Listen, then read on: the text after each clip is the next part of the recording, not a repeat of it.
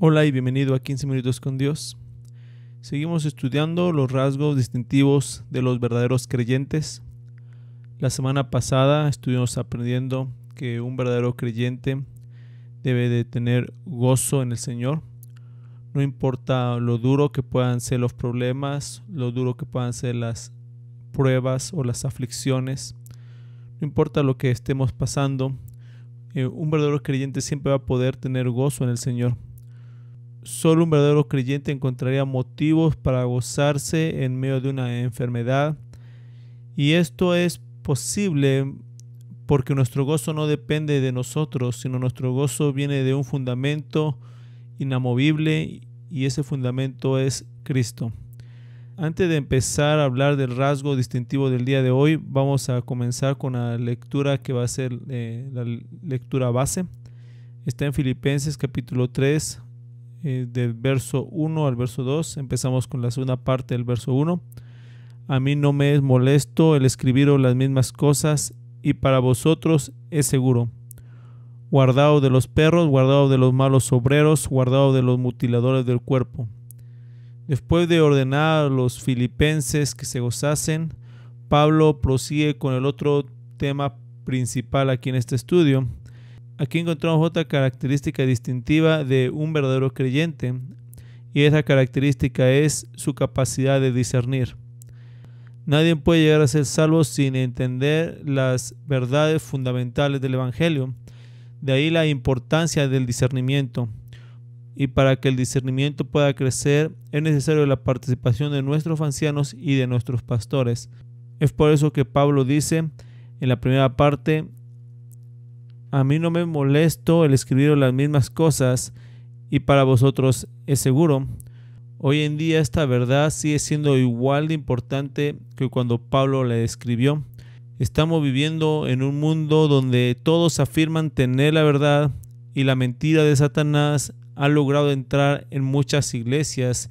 Es de suma importancia que nuestros pastores sigan predicando la verdad del Evangelio, para que la iglesia no tropiece en el engaño de los falsos maestros.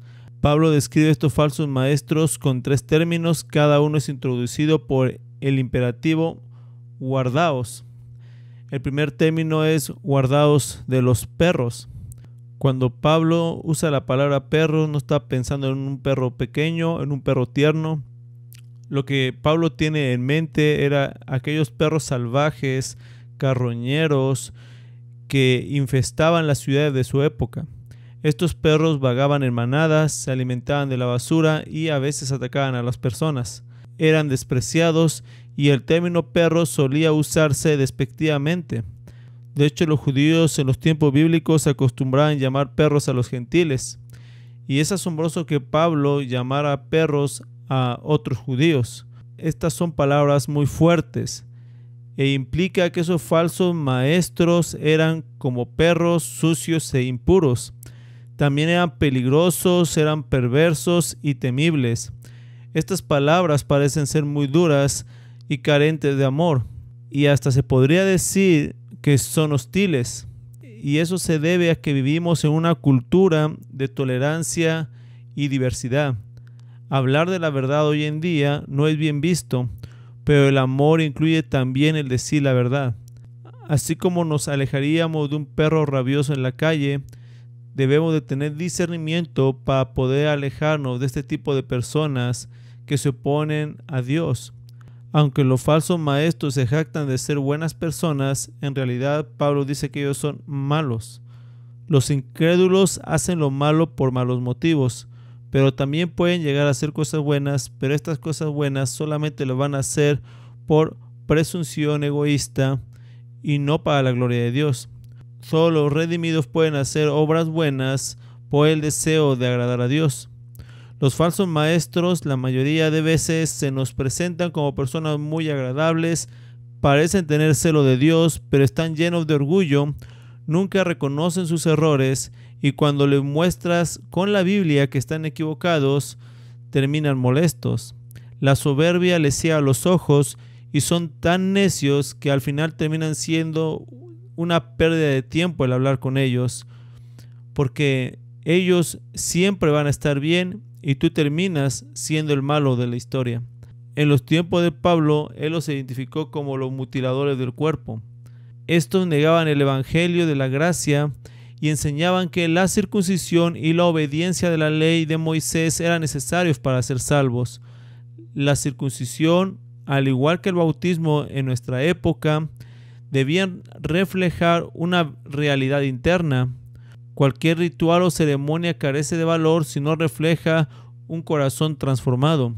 Estos falsos maestros hoy en día no llaman a la iglesia a que se circuncide, pero sí le llaman a poner su fe en sus emociones, en sus obras y en su propia teología de lo que es Dios.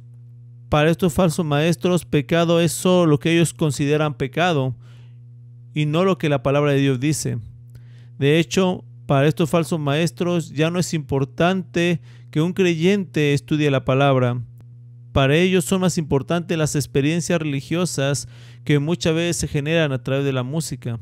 No les importan los tiempos de oración y devoción a Dios.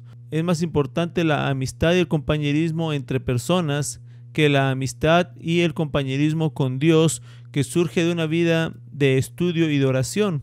Al final, estos falsos maestros son unos profanos como Esaú y no tienen ningún respeto por la obra de Cristo y terminan usando su libertad como libertinaje. El discernimiento espiritual es algo que caracteriza la vida de un verdadero hijo de Dios y va a ser muy difícil que sea engañado por un falso maestro. Aún así, es necesario que sigamos predicando el verdadero evangelio y la palabra de Dios para librar de los falsos maestros a los miembros de nuestras iglesias.